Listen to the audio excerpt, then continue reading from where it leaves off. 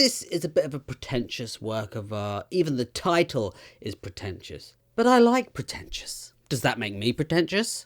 Pretentiously. Hello, welcome back. You're with me, Icy Snaps. And yes, we're reviewing my new band, Believe. And you better believe that I fucking love it. Formed by former Black Midi bassist and guitarist Cameron Picton. It's kind of nice that they've all gone on to do their own thing. It's a life lesson. Whilst things end, there's always new beginnings. Nah. I'm not even going to pretend that I'm conflicted about this album because this is my kind of nonsense. So if you know Black Midi, you're probably expecting something a little more chaotic. A bit loud, a bit unpredictable and slightly unhinged every now and then. This isn't really that, at least not in the same way anyway. This feels like a more acoustic version of Black Midi. Things feel a little more stripped back. Lots of acoustic guitar, piano, strings, horns, you name it. But underneath all of that, it's still doing a lot, and I mean a lot. First listen, I was locked immediately. It's a beautiful listen. The arrangements feel super detailed, everything is carefully placed, there's a lot to take in. It feels very 60s, 70s, folky inspired, especially with the instrumentation, but it's not just that retro folk thing. You have chamber pop, jazz here and there. It all sounds very natural and fully composed. The big thing for me that I love is the songs don't stay in place. New ideas come in, arrangements builds, things take a bit of a left turn here, a bit of a right turn. You know, it's always kind of surprising. Take, for example, the track In the Blink of an Eye. It starts very plucky in both ways, but it's very meaningful in its undulation. Now he's being pretentious.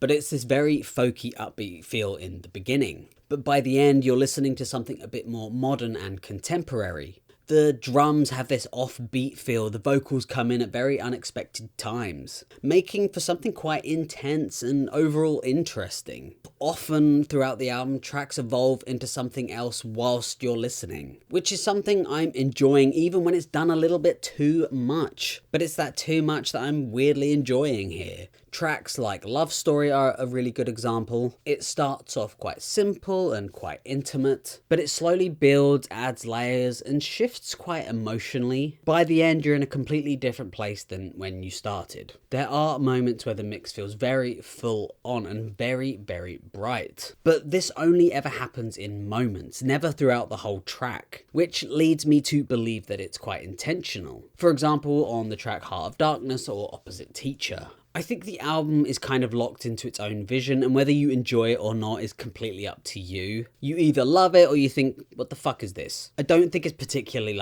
profound or anything. I think it's actually quite accessible for a wider audience this time. It's not really a bad thing either. I just think the music overall speaks more than anything else. Heart of Darkness is another track where it really leads into this sort of bizarre ambition. God, I'm really sounding like a twat this time. The track is long, a bit too long for my liking, but it's the slower bits that really build this narrative for me. Even though they are quieter, they feel way more textural, especially those low metal guitar strums or whatever they are. They vibrate in this really dark, ominous way, and it sounds so...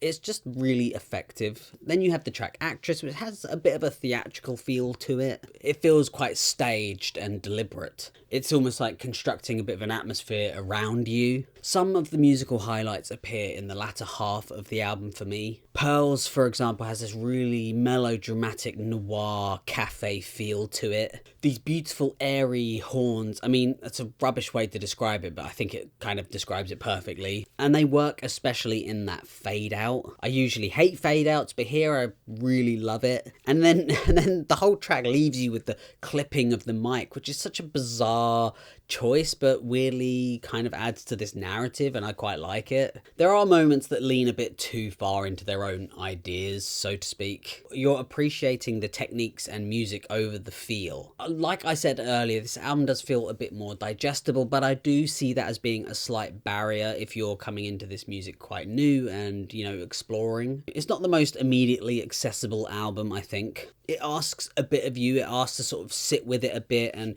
really take in what's happening. But for me personally, I don't mind that. If anything, it's kind of why I love this album. the end of the day, the ambition is there and it's backed up. The songwriting is pretty strong, the arrangements are impressive, so even when it's being over the top, I think it does it really well. It doesn't feel like it's pretending to be deep or fake, despite what I said at the beginning. It's beautiful, it's ambitious, and it's slightly over the top. So all in all, I would give this album an 8 out of 10. Thank you so much for watching. Let me know what you thought down below. Tell me what you think, because it's an interesting album, and I'd love to know your thoughts about it. Feel free to like, subscribe, comment, whatever you like, and hopefully catch you on the next one.